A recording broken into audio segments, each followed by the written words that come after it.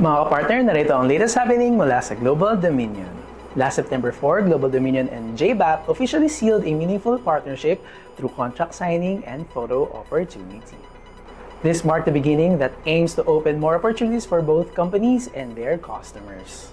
Ngayong buwan ng Setyembre, matagumpay na natapos ang annual strategic planning ng senior management team ng Global Dominion.